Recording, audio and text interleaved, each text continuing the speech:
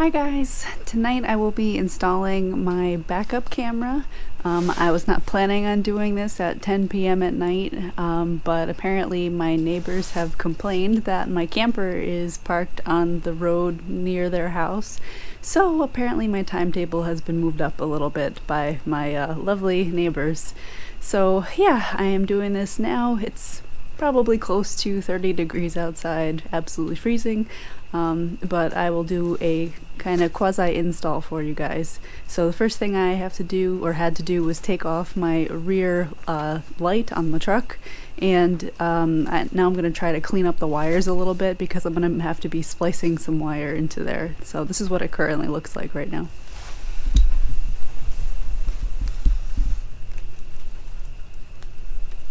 And another reason I have to clean this up is because I can't even tell what color these wires are, and I need to know that in order to be able to splice the wires properly.